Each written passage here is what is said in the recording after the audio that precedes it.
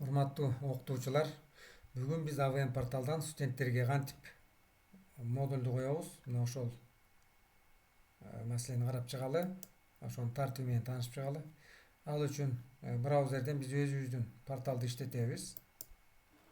Көрүп атасыздар, avn.munu.kg деп жазып, ошол АВНдин сырткы порталына киребиз.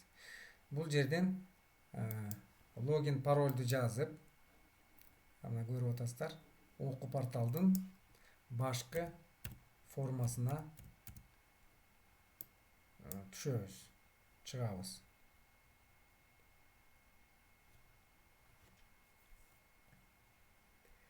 Мына АВНдин ошол окуу порталынын башкы формасы чыкты, мына көрүп атасыздар. Бул жерден биз өзүбүзгө керектүү группаны тандайбыз. Ал үчүн окуу жылды тандайбыз, семестрди тандайбыз, ошондой эле предметти жана өзүбүз модуль кое турган группаны тандайбыз.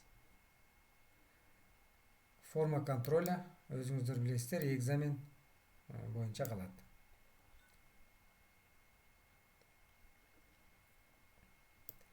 Мына кийинки терезеден биз ошол группанын студенттерин көрүп турабыз. Демек, биз кайсыл студентке балл койгубуз келсе, ошол студентти тандайбыз.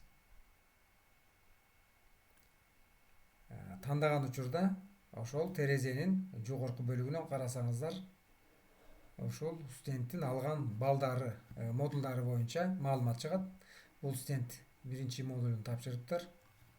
Биз эми экинчи модулун коелу. Ал үчүн режим просмотра деген жерден биз ведомостьти тандайбыз. Бул ведомость качан бизге ушул чыгат, бул ведомость деген режим. Качан ошол бизге графикке ылайык ошол нерсе АВНге мүмкүндүк, уруксат берилгенде. Биз ошол графикке уруксат берген мезгилде ушул балды коюп калышыбыз керек.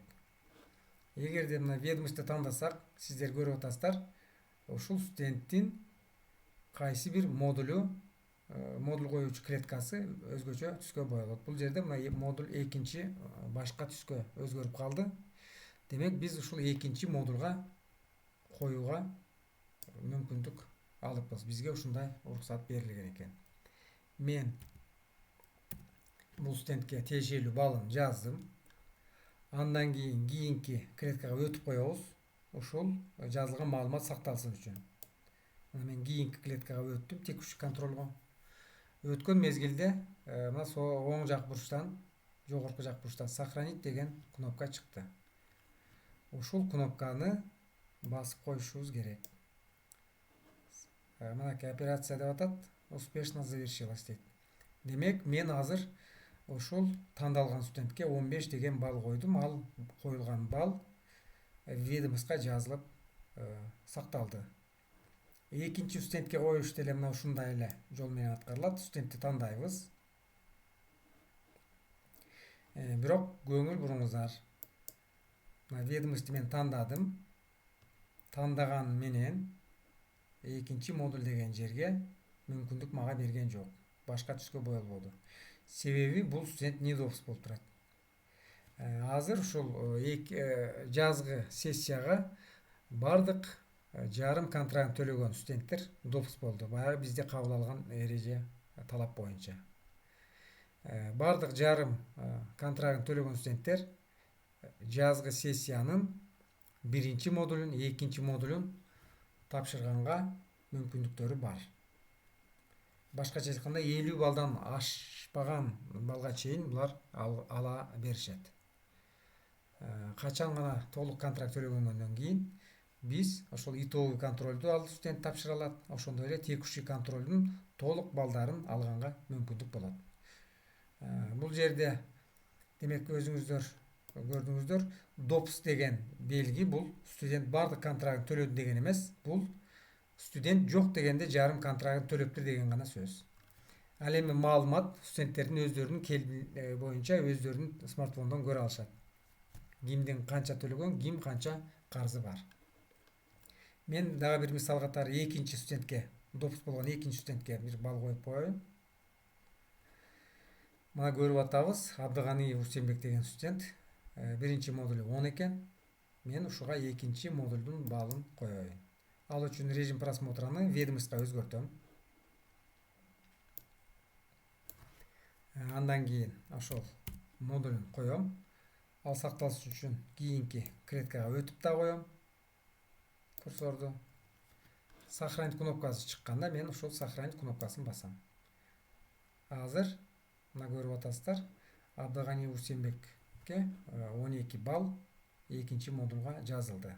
Ведомостька ушул балы түштү. Эми мына ушундай жол менен биз бардык студенттерге модулдарын коюп чыгабыз. Ошо ар бир тандалган учурда биз сөзсүз түрдө могул жердеги ведомость деген режимге өтүп турушубуз керек. Мына бул жигитти дагы Алыканов Дастанда эмне болуп турат? Демек бул түшүндүрөт экен, ошол студент жарым контрагын төлөй элек. Жарым контрагын төлөгөн студент демек допуск болбойт экен. Ушуну окутуучулар, кураторлор дагы студенттерге маалыматты жеткирип койгону жакшы. Студенттерге бул боюнча айтылган, негизи билишет, но бирок дагы бир жолу эскертип койсок жакшы болот. Мына ушундай жол менен биз модулдарды кое берет экенбиз. Бул жерден айтып коюш керек, биринчи модулду студенттер өздөрү тапшырышты. Экинчи модулду мугалим тарабынан коюлат. Текущий контроль дагы графикага ылайык мугалим тарабынан коюлат. Итоговый контролду студент өзү тапшырат. И жыйынтыгында могул жерде оценкасы келип чыгат. Мына ушундай жол менен биз модулду койсок болот экен. Ушул жерден чыкпай туруп эле биз башка семестрдеги башка группабыз болсо, аларга дагы модулдарын коюп койсок болот.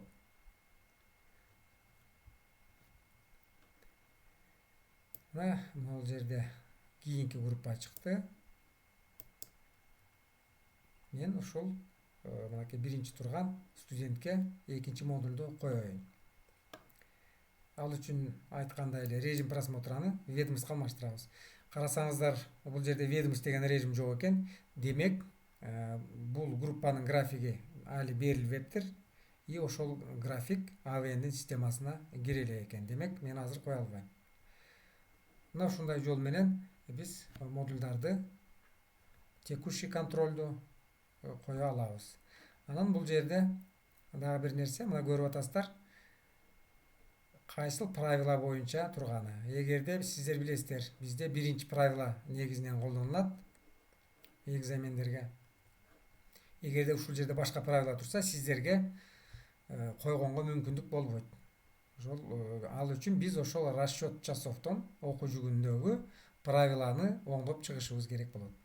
Ошону дагы эске алыңыздар. Эгер курстук иш болсо, бул жерде 3-чү правила турат. Практика болсо 3-чү правила турат. Мына ушундай режимде коюлат экен. Саламатта калыңыздар.